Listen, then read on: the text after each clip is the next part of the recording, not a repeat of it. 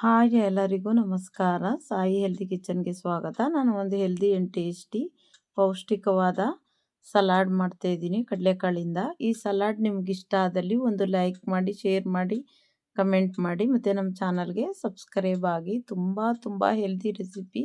ನೀವು ವಾರದಲ್ಲಿ 2 ದಿನ ಮಾಡ್ಕೊಳ್ಳಿ ಸಾಕು. ನೋಡಿ, ಒಂದು 150 ಗ್ರಾಮ್ ಅಷ್ಟು ಕಡಲೆಕಾಳನ್ನ 6 ಅವರ್ ನೆನೆಸಿ ಕುಕ್ಕರ್ಗೆ ಆ್ಯಡ್ ಮಾಡ್ಕೊಳ್ತಾ ಇದ್ದೀನಿ. ಅದಕ್ಕೆ ಸ್ವಲ್ಪ ನೀರು ಆ್ಯಡ್ ಮಾಡಿಕೊಂಡು ಒಂದು 2 ಚಿಟಿಕೆಯಷ್ಟು ಉಪ್ಪನ್ನ ಆ್ಯಡ್ ಮಾಡಿ ಸುಮಾರು 3ರಿಂದ 4 ವಿಷಲ್ಲು ಹಾಕಿಸ್ಕೊಳ್ಬೇಕು. ಕಡಲೆಕಾಳು ಚೆನ್ನಾಗಿ ಸಾಫ್ಟ್ ಆಗಬೇಕು. ಅದಕ್ಕೆ 4 ವಿಷಲ್ ಹಾಕಿಸ್ಕೊಳ್ಳಿ.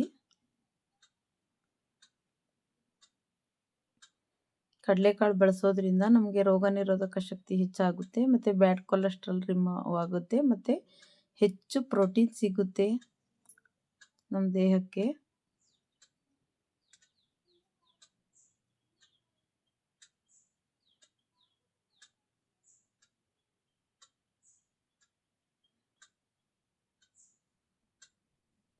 ಇವಾಗ 4 ವಿಷಲ್ ಆಯಿತು. ಇದನ್ನು ಕಂಪ್ಲೀಟಾಗಿ ತಣ್ಣಗಾಗಕ್ಕೆ ಬಿಡಬೇಕು.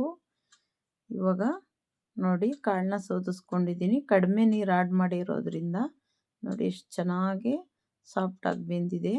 ಇಷ್ಟು ಬೇಯಬೇಕು ಕಡಲೆಕಾಳು.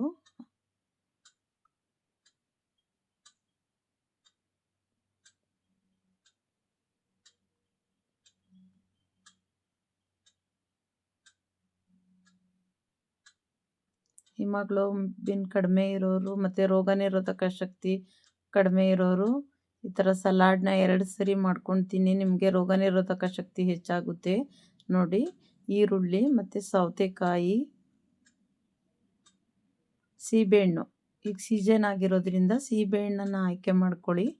ಸೀಬೆಹಣ್ಣು ದಿನನಿತ್ಯ ತಿನ್ನೋದ್ರಿಂದ ನಮಗೆ ರೋಗ ನಿರೋಧಕ ಶಕ್ತಿ ಹೆಚ್ಚಾಗಿ ಕ್ಯಾನ್ಸರ್ ಬರ್ದಂಗೆ ಪ್ರಿವೆಂಟ್ ಮಾಡುತ್ತೆ. ನೋಡಿ, ಹಿಮೋಗ್ಲೋಬಿನು ಕೂಡ ಹೆಚ್ಚಾಗುತ್ತೆ. ಟೊಮೊಟೊ ಮತ್ತು ದಾಳಿಂಬೆ,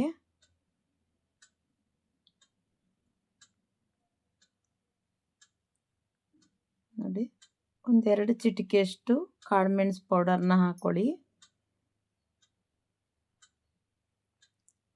ಆವಾಗಲೂ ಉಪ್ಪು ಹಾಕಿರೋದ್ರಿಂದ ಇವಾಗಲೂ 1 ಚಿಟಿಕೆಯಷ್ಟು ಉಪ್ಪನ್ನ ಆ್ಯಡ್ ಮಾಡಿಕೊಂಡ್ರೆ ಸಾಕು. ನೋಡಿ, ಕೊತ್ತಂಬರಿ ಸೊಪ್ಪು ಫಸ್ಟು ತೊಳೆದು ಆಮೇಲೆ ಸಣ್ಣದಾಗಿ ಆ್ಯಡ್ ಮಾಡ್ಕೊಳ್ತಾ ಇದ್ದೀನಿ. ಇದಕ್ಕೆ ಒಂದು ಅರ್ಧ ಹೋಳಷ್ಟು ನಿಂಬೆ ರಸನ ಆ್ಯಡ್ ಮಾಡ್ಕೊಳ್ಳಿ.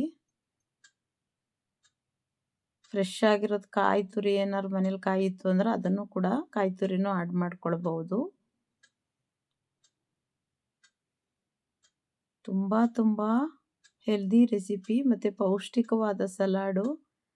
ನೀವು ವಾರದಲ್ಲಿ ಒಮ್ಮೆ ಆದರೂ ಮಾಡ್ಕೊಳ್ಳಿ.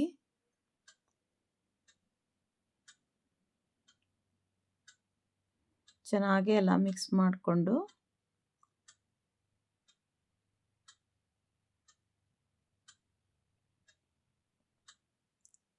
ಈ ಸಲಾಡ್ ಇಷ್ಟ ಆದಲ್ಲಿ ಒಂದು ಲೈಕ್ ಮಾಡಿ, ಮತ್ತು ಶೇರ್ ಮಾಡಿ, ಕಮೆಂಟ್ ಮಾಡಿ, ಮತ್ತು ನಮ್ಮ ಚಾನಲ್ಗೆ ಸಬ್ಸ್ಕ್ರೈಬ್ ಆಗಿ. ಮತ್ತೊಂದು ಹೆಲ್ದಿಯಾದ ರೆಸಿಪಿಯೊಂದಿಗೆ ಬರ್ತೀನಿ. ಎಲ್ಲರಿಗೂ ಧನ್ಯವಾದಗಳು.